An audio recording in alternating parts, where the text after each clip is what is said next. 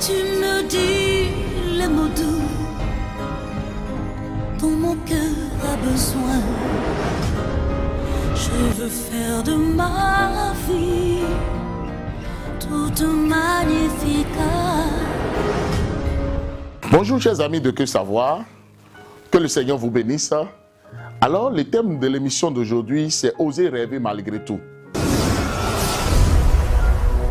Oser rêver malgré tout parce que plusieurs situations sur la tête des humains font croire à plusieurs personnes qu'ils n'ont plus à espérer, qu'ils n'auront plus d'avenir, qu'ils auront rien que des problèmes et par conséquent, il ne faut plus rêver. Tellement que plusieurs jeunes, plusieurs types de personnes, alors, sont en train de végéter à la station de l'échec. Ils sont assis et ils n'évoluent plus. Ils ne rêvent plus.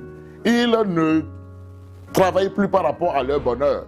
C'est gauche et ce n'est pas normal. En tant qu'humain, en tant que créature divine, en tant qu'enfant de Dieu, toujours vivant sur la tête des humains, nous devons alors rêver malgré tout.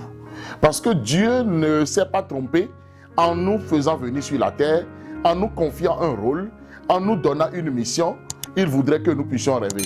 Parce que quelqu'un qui cesse de rêver, cesse de vivre, cesse de respirer, cesse alors d'étudier, cesse de se cultiver, cesse de se soigner, cesse alors de travailler par rapport au bonheur de sa progéniture.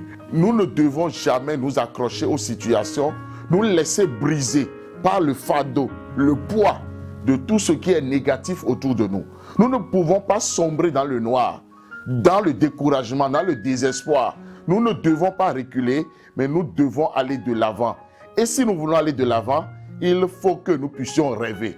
Rêver d'une vie meilleure, rêver de la richesse, rêver de la joie, rêver du bonheur, rêver de l'épanouissement, rêver un mariage heureux, rêver d'avoir des enfants beaux qui vont grandir et qui seront aussi quelque chose.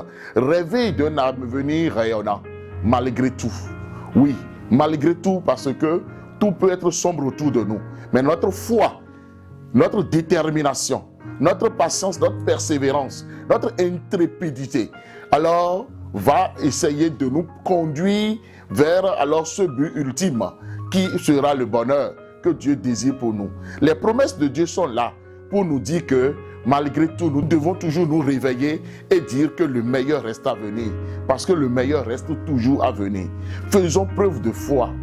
Si quelqu'un en ce moment est découragé, est désespéré, est en train de pleurnicher sur son cas, est en train de se lamenter, de murmurer même, si quelqu'un, à cause de l'éducation rude, à cause des conditions difficiles, alors qu'il a subi par le passé, se dit qu'il n'y aura plus d'avenir, qu'il n'y aura plus quelque chose de bon pour lui, alors que cette personne-là sache que le Dieu que nous servons, le Dieu créateur des cieux et de la terre, un Dieu qui a dit qu'il n'a pas un plan pour briser ses enfants, il n'a pas un plan pour faire du mal, mais il a un plan de joie, d'espérance, pour donner un avenir alors à tous ceux-là qui croient. Nous devons croire et rêver. Quel est ton rêve? Il est temps maintenant d'aller rechercher ce rêve qui a été déjà peut-être abandonné quelque part. Allons rechercher encore ce rêve et mettons maintenant en œuvre ce rêve, parce que ce rêve-là va se réaliser. Ce rêve-là, c'est un rêve de Dieu, ce n'est pas notre rêve.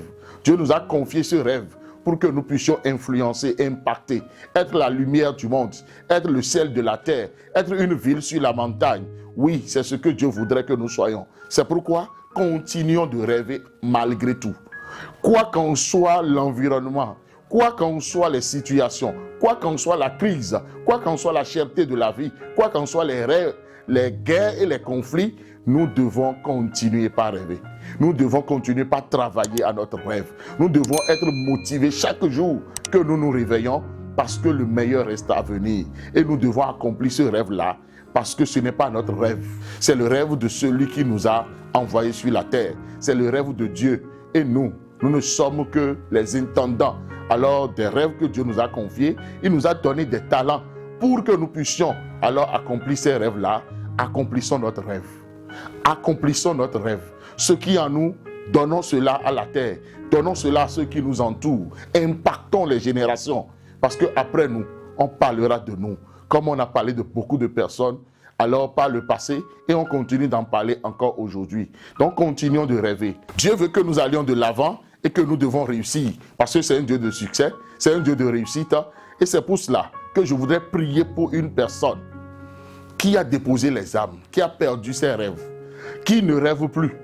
Non, il est temps maintenant de rêver à nouveau.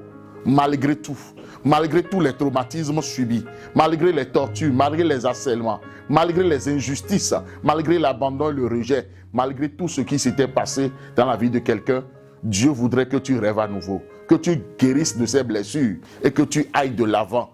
Et que tu sois maintenant un exemple, que tu sois un médecin pour quelqu'un, que ton histoire, ton expérience, ton témoignage guérisse une multitude. Rêve, travaille par rapport à tes rêves, aie confiance en Dieu, travaille à cela et c'est à cela que Dieu nous appelle.